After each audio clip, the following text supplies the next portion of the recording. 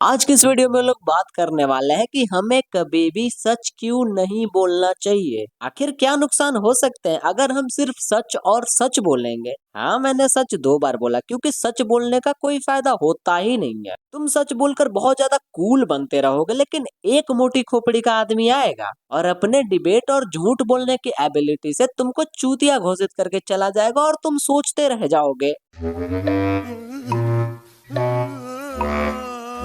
अब जैसे एसएससी वालों ने एग्जाम को लेकर झूठ बोला और नीतीश राजपूत ने उनको एक्सपोज करके उनकी सच्चाई सबको दिखा दी। उसके बाद एसएससी वालों ने नीतीश राजपूत पर डेफेमेशन का केस कर दिया, वो भी 40 लाख ना ना 2 करोड़ का। इससे इतना तो पता चल ही गया कि सच बोलना ना बहुत महंगा पड़ सकता है कभी कभी। और दूसरी चीज ये है कि जिसके अंदर भी ये सच बोलने का कीड़ा रहेगा ना, वो साला हमेशा दुखी ही रहेगा। सच बोलने वालों को लगता है कि यहाँ सच बोल लो ताकि जब ऊपर जाओगे तो भगवान अपनी गोदी में बैठा लेगा। आ जाओ बेटा, तुमने सिर्फ सच्ची बोली है, सीधा मेरी गोदी में बैठ जाओ। झूठ फरेब करने वाला हमेशा तुम्हें खुश मिलेगा क्योंकि उसे पता है कि साला जो है नीचे ही है, इधर ही आराम से ऐश मौज कर लो, ऊपर जब जाएंगे तब का तब देखा जाएगा। तो सदैव tell a lie and enjoy baby, ओ ये बड़े बुजुर्ग ये कहकर गए हैं कि अपना बटुआ और सच्चाई का पोटरा हर किसी के सामने नहीं खोलना चाहिए, या तो सामने वाला तुम्हें लूट कर जाएगा या चूतिया बना कर जाएगा। लेकिन अगर झूठ भी सोच समझ कर ना बोला जाए ना, तो उससे भी भारी दिक्कत हो सकती है। यही आकर चुक गए गलगोटिया यूनिवर्सिटी वाले।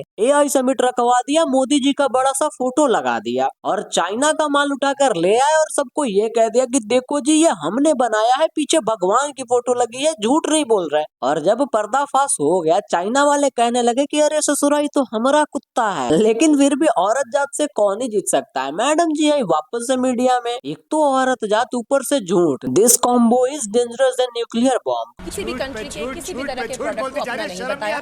हमने बस ये बताया कि हम हमारे एकेडमिक इंस्टीट्यूशंस में क्या काम करते हैं। लेकिन मैडम जी को भी ये बात पता है कि साला जब नेता झूठ बोल सकता है, पुलिस झूठ बोल सकती है, इंजीनियर झूठ बोल रहा है, बैंक कर्मचारी झूठ बोल रहा है, प्रधानमंत्री झूठ। भारत की जय नरेंद्र लला की। तो कुल मिलाकर बात इतनी है कि कलयुग में सच बोलना यानी रूपा की लाल चड्डी पहनकर बैल के सामने खड़े होना। अब तुम झूठ बोलो या ना बोलो ये तुम्हारा पर्सनल चीज है, लेकिन पूरा देश झूठ पर ही चल रहा है। चलो थोड़ा पॉलिटिक्स वे में इसको समझाता हूँ। इंडिया ने यूएस के साथ $500 बिलियन का ट्रेड साइन किया है। आसान भाषा में बोले तो हम यूएसए से $500 बिलियन का माल खरीदेंगे, इंडिया में उसको महंगा करके बेचेंगे। इससे फायदा यूएस को होगा और हमारे यहाँ के जो भी सामान बनेंगे उनकी दाम कौड़ी बराबर भी नहीं रहेगी। सारे नेतागण मिलके इसको ना अचीवमेंट के जैसा सेलिब्रेशन करेंगे कि ये हमने कुछ तो नया उखाड़ा है।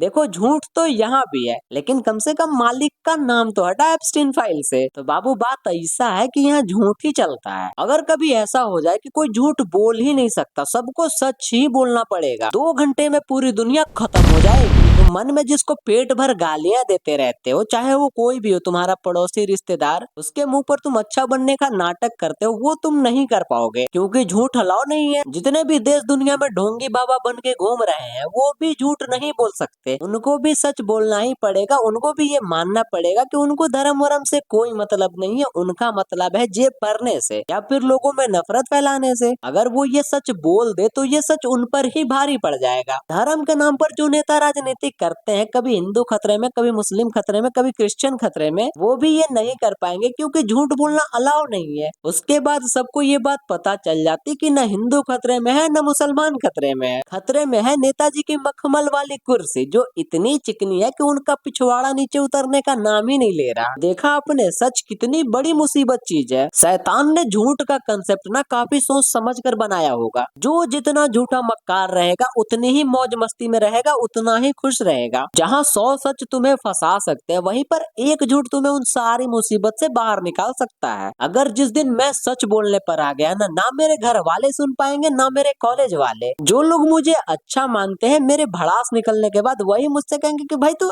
ऐसा सोचता है हमारे बारे में। और पहले तो घर वाले मुझे घर के बाहर उठाकर फेंक देंगे क्योंकि उनको पता चल जाएगा कि बैक नाम की कोई सब्जेक्ट होती ही नहीं है, राशन इतना महंगा नहीं है, 14 फरवरी को कोई एक्स्ट्रा क्लास नहीं है, कोल्ड ड्रिंक पीने से आंख लाल नहीं होती। जिस लड़के के नाम से मेरे फोन में कांटेक्ट सेव है, जिससे मैं दिन भर बातें करते रहता हूँ, उसके पीछे कोई लड़का ही नहीं है। मैं अपनी अच्छी खासी जिंदगी पर तिरछी धार नहीं मोद सकता, सच बोलकर मैं झूठा ही ठीक हूँ। अरे मैं तो फिर भी छोटा मोटा झूठा हूँ, ऊपर तो लाइन लगी हुई है। ध्रुव राठी मोदी जी को गधा बोलता है, बीजेपी राहुल गांधी को गधा बोलती है, राहुल गांधी ओम बिरला को गधा बोलता है और ओम बिरला मोदी जी की बाहों में सोना चाहता है।